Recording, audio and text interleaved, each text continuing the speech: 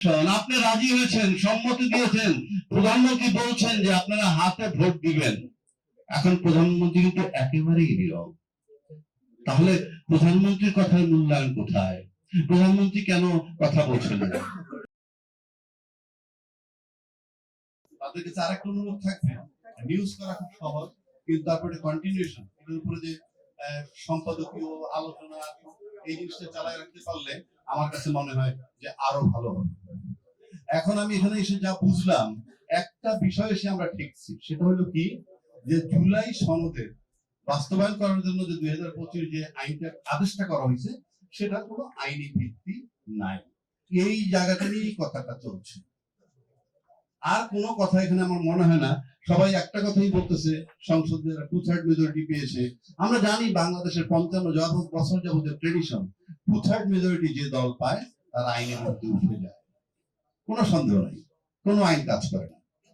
এবং আপনি দেখবেন যে বাংলাদেশে নির্বাচিত প্রতিনিধি যারা হয়, জনপ্রতিনিধি, এমপি বলেন, মন্ত্রী বলেন, এমপি মন্ত্রী হয়ে যাওয়ার পরই তারা স্থানীয় জনগণের কাছে আতঙ্ক হয়ে যায়। আপনি একজন নির্বাচিত প্রতিনিধি যদি মানুষের কাছে আতঙ্ক হয়ে যায়, একজন মন্ত্রী যদি আতঙ্ক হয়ে যায়, তখন মানুষের ন্যাচারালি কথাবার্তা বলা বন্ধ হয়ে যায়। এখন আমি সিম্পল একটা কথা বলি, যে জুলাই বাস্তবায়ন আইনটার কথা বলা হচ্ছে 2025, আমি একটু চক্ষু বন্ধ করে কল্পনা করেন, ধরা যাক এই আইনটা হয় নাই, জাস্ট সিম্পল ভাবেন এই আদেশটা হয় নাই, এই আদেশটা নাই কল্পনা করেন, তাহলে কি হয়? এই আদেশটা যদি নাই হয়, তাহলে তো সংবিধান মোতাবেক নির্বাচন হওয়ার কথা ছিল 8ই আগস্ট থেকে 8ই আগস্ট 2024 পর 7ই নভেম্বর 2024 মধ্যে। সংবিধানে কি বলা আছে যে সময় পার হওয়ার পর যখন মন চায় তখন? আপনি 2026 12ই ফেব্রুয়ারি নির্বাচন করলেন কোত্থেকে? এই নির্বাচন করার বৈধতাও দেওয়া হয়েছে এই জুলাই সনদ বাস্তবায়ন। সেখানে খুলতে দেখবেন, এখানে শিশির মনির আছে, ব্যারিস্টার ফুয়াদ আছে, ওখানে বলা আছে জাতীয় সংসদ নির্বাচনের অর্থ এবার কি, সেটা হলো এই আদেশ জারি হওয়ার অব্যাহত পরে যে সাধারণ নির্বাচন হবে সেটাই জাতীয় সংসদ নির্বাচন। তার মানে কি? তার মানে সংবিধান মোতাবেক এই নির্বাচনটা জাতীয় সংসদ নির্বাচন করার সুযোগ নাই, সেটা এক্সপায়ার করছে।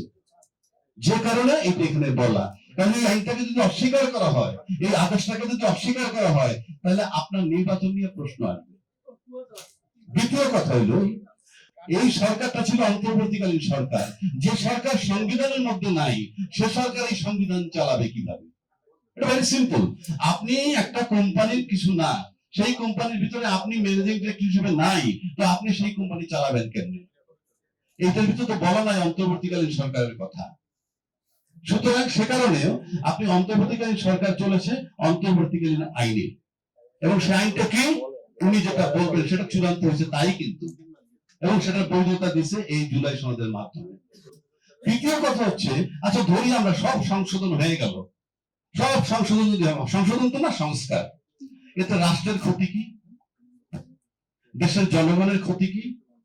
কিংবা এই সংস্কার হয়ে যাওয়ার পর কালকে সকালে কি জামাত ইসলাম ক্ষমতায় চলে আসবে? নাকি ছাত্র শিবির ক্ষমতায় চলে আসবে? নাকি ছাত্র লীগ ক্ষমতায় চলে আসবে? ক্ষমতায় আসার সাথে এই সংস্কারের সম্পর্কটা কি? তাহলে আপনারা বাস্তবায়ন করতেছেন না কেন? এইটা যদি এই সংস্কারগুলো যদি হয়, রাষ্ট্রের ক্ষতি নাই, জনগণের ক্ষতি নাই, বিদেশের সাথে আমার সম্পর্ক নষ্ট হবে না, তাহলে সংস্কারটা করতে সমস্যাটা কোথায়? সমস্যা এক জায়গায়, সেটা কি? আপনি কুক্ষিগত করবেন সব। Intention is not good, but আইনের ভাষায় কি বলে? আপনি একবার মেনে নিছেন, মানুষকে প্রতিশ্রুতি দিয়েছেন, আমরা এটা মেনে নিলাম, সেই মোতাবেক আপনারা গণভোট করেছেন।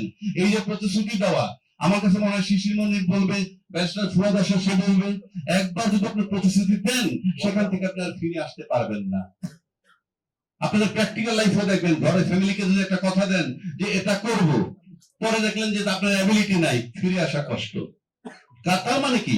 আইনটা কিছুই না, আপনার ইন্টেনশন। আপনি রাজি হয়েছেন, সম্মতি দিয়েছেন, প্রধানমন্ত্রী বলছেন যে আপনারা হাতে ভোট দিবেন। এখন প্রধানমন্ত্রী কিন্তু একেবারেই নীরব। তাহলে প্রধানমন্ত্রীর কথার মূল্যায়ন কোথায়? প্রধানমন্ত্রী কেন কথা বলছেন না? আমি দেখলাম গতকালকে স্বরাষ্ট্রমন্ত্রী সালাউদ্দিন সাহেব বলছেন পার্লামেন্টে কি যে রাষ্ট্রপতিকে উনি জিজ্ঞেস করছিলেন এই অধ্যাদেশে এই স্বাক্ষর করার পর যে আপনি কি এটা স্বাক্ষর করেছেন। উনি বলছেন আমি স্বাক্ষর করতে পারি না কিন্তু আমাকে পারাচ্ছে। আচ্ছা ভালো কথা, আপনাকে পারাচ্ছে। আপনি বলেন একজন রাষ্ট্রপতিকে কে বাধ্য করলো এই স্বাক্ষর দিতে? যে বাধ্য করেছেন সে তো ক্রিমিনাল অফেন্স করেছেন। ক্রিমিনাল অফেন্স যদি করেন, স্বরাষ্ট্রমন্ত্রী পার্লামেন্টে দাঁড়িয়ে যদি বলেন, তাহলে তাকে কেন জিজ্ঞাসাবাদ করে আইনের আওতায় আনা হচ্ছে না? এক। দুই, রাষ্ট্রপতি শপথ নিছেন আমি সকল রাগ অনুরাগের ঊর্ধ্বে থেকে আমি কাজ করব, সংবিধান রক্ষা করব, এবং কিছুদিন আগে উনি এটাও বলেছেন আমি জীবন দিয়ে হলে সংবিধান রাখবো। তাহলে আপনি যে স্বাক্ষরটা করলেন ভায়োলেশন অফ কনস্টিটিউশন। যদি আপনার স্বাক্ষর দেওয়ার রাইট না থাকে তাহলে আপনি স্বাক্ষর করলেন কার হুমকিতে, কার ভয়ে? সেটা আপনি পারেন কিনা এবং রাষ্ট্রপতি ক্ষমতায় থাকতে পারেন কিনা তার যোগ্যতা নিয়ে প্রশ্ন আসছে। আপনি কি রাগ অনুরাগের ঊর্ধ্বে থাকতে পারছেন কিনা কিংবা পারবেন কিনা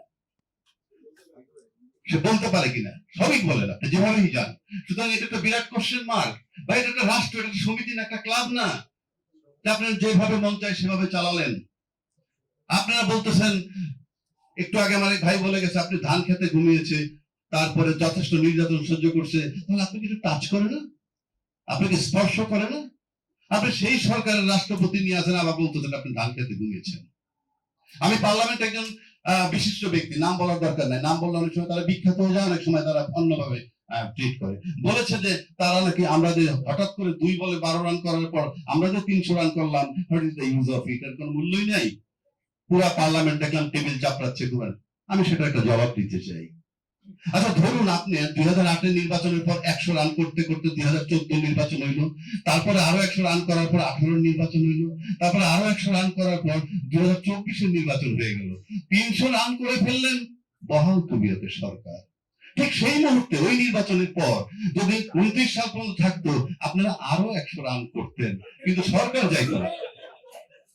সেই সময় আমরা ক্রিকেট খেলায় দেখেছি এরকম ঘটনা কি সব শেষে দেখা যায় একজন বলার ব্যাটসম্যান লাস্ট উইকেট হয় এক বলে 3 রান, নয় 1 বলে 5 রান। ঠিক সেই মুহূর্তে উনি একটা 4 কিংবা 6 মেরে জয়সূচক রান করেন। এটাই চূড়ান্ত বিজয়। সুতরাং আপনার এই যে রানের কথা বলতেছেন, এগুলো চলে না রে ভাই।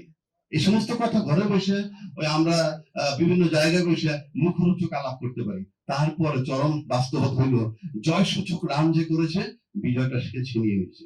আসেন ফুটবল খেলা, 90 মিনিটের খেলা, দুইটা দল খেলা হচ্ছে, এক দল বলতেছে পুরা মাঠ নিয়ন্ত্রণ করছে একটা দল, এ দল, কিন্তু বি দল দুইটা সুযোগে 2টা গোল দিয়ে দিয়েছে, ফাইনাল।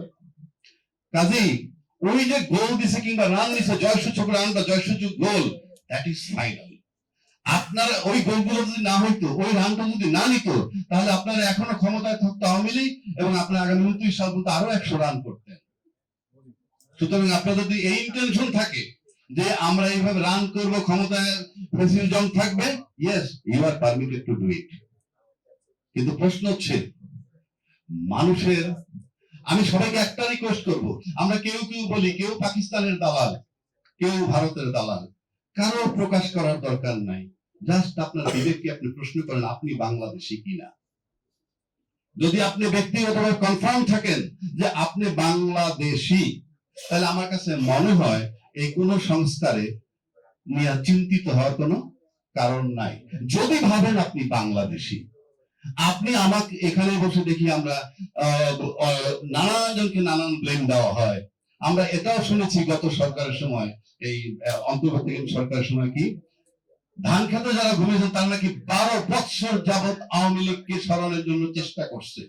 তো 12 বছর যাকে সরানোর জন্য চেষ্টা করছে তারা 15 বছর ক্ষমতায় ছিল। আর একটা অন্তর্বর্তীকালীন সরকার আসছে, তাকে সবাই সহযোগিতা করছে, কিন্তু উনি 18 মাস সুস্থ থাকতে পারেননি। কোন ইন্ডিভিজুয়াল কিন্তু দাবি দেওয়া করে না। আমরা দেখছি অন্তর্বর্তীকালীন সরকার আসার পর 150-200 রকমের আন্দোলন হয়েছে, তাদের দাবি দেওয়াগুলো কি সব পূরণ হয়ে গেছে? অন্তর্বর্তীকালীন চলে যাওয়ার পর এখন আন্দোলনটা কোথায়? একটা আন্দোলন তো দেখতেছি না। আবার আমরা শুরু থেকে দেখতেছি কি দেশে তেলের সংকট নাই, অথচ আমরা পাম্পে গিয়ে দেখি মানুষের নেই। তো যাই হোক, সেই প্রসঙ্গে আমি যাচ্ছি না। সব শেষ করে দিচ্ছি, আমি একটা কথা বলে দিচ্ছি যে আপনাদেরকে ক্লারিফাই করতে হবে যে জুলাই সনদ বাস্তবায়ন করলে রাষ্ট্রের ক্ষতি কি হয়, বিশ্বের সাথে আমাদের সম্পর্কের ক্ষতি কি হয়, জনগণের ক্ষতি কি হয়, এবং মুক্তিযুদ্ধ চেতনা চলে যায় কিনা, এই সমস্ত বিষয়গুলো যদি ক্লিয়ার করতে পারেন, বুঝাইতে পারেন, আমরা সবাই মিলে বলবো সংস্কার দরকার নাই। আর যদি বিষয়গুলো এরকম হয় যে এই সংস্কার করলে আপনাদের ক্ষমতা কুক্ষিগত করার দায়িত্ব থেকে আপনারা সরে যান, আপনার শেখ হাসিনার মতো 15 বছর ক্ষমতা থাকা নিশ্চিত করতে চান, সেগুলো হবে না, তাহলে changeTV.press এক ফোঁটা হলুদও নেই।